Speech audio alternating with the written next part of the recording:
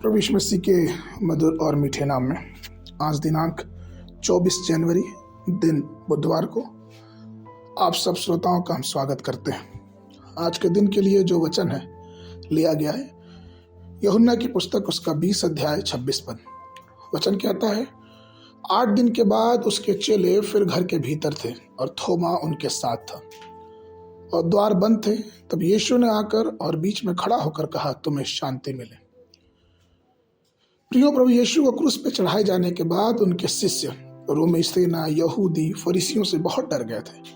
वो अपने आप को घर में बंद रखे थे और तब यीशु मसीह जो जीवित हो गया था उस बंद कमरे में प्रकट होकर उनसे कहा, तुम्हें शांति मिले। उनके ऊपर फूंका और उनसे कहा कि लो पवित्र आत्मा लो, अर्थात ये सामर्थ्य, ये बल उनको दिया। लेकिन शिष्यों में से एक जिसका नाम थोमा था उस समय वहां नहीं था जिस समय यीशु आया। और फिर थोमा जब उस घर में आया तो लोगों ने उसको बताया, चेलों ने, कि यीशु मसीह प्रकट हुआ था।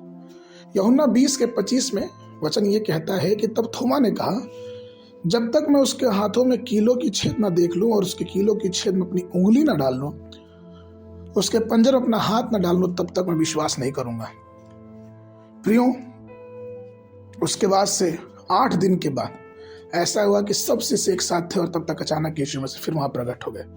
यूहन्ना 20 27 और 28 पद इस बात को बताता है कि तब उसने थोमा अर्थात यीशु ने थोमा की ओर देख के कहा कि अपनी उंगली यहाँ लाकर मेरे हाथों को देख और अपनी हाथ लाकर मेरे पंजर में डाल।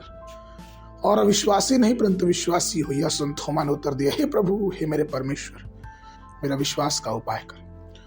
प्रिया, थोमा को हम भारत का प्रेरित भी कह सकते हैं। पुनरुत्थान के बाद पहला शिष्य जो भारत की तरफ आया वो थोमा था। हम वास्तव में नहीं जानते कि थोमा उस समय कहाँ चला गया था जब यीशु मसीह पहली बार उस कमरे में आए थे। लेकिन जब वो थोमा यीशु मसीह से मुलाकात किया तो निश्चय वो हमारे भारत देश की यात्रा किया। उसने गवाही दी, उसने प्रभु के नाम का प्रचार किया और उसकी गवाही उसकी शहादत को प्रकट करती है जो चेन्नई के सेंट थॉमस माउंटेन पे है। प्रभु का दर्शन ही थोमा को यहाँ पे लेके आया, अर्थात भारत में लेके आया। प्रियो, आज भी हमारे पास ये मौका है कि हम भी अपने दर्शन को फिर से पाएं और परमेश्वर के साथ लगे रहें। और परमेश्वर की उपस्थिति में रहेंगे तो परमेश्वर हमें और आपको और भी मजबूत, सशक्त बनाएगा और हमें आगे लेके जाएगा। आज के मनन के लिए प्रकाशित वाक्य पुस्तक उसका 10 अध्याय 11 पद। तब मुझसे यह कहा गया कि तुझे बहुत से लोग और जातियां और भाषाएं और राजाओं पर फिर भविष्यवाणी करनी होगी। बाइबल अध्ययन के लिए सुबह के समय निर्गमन की पुस्तक उसका 9, 10, 11 अध्याय, शाम के समय मत्ती उसका 15 अध्याय 21 पद से लेके 39 पद तक। परमेश्वर आप सबको आशीष देवे, सबको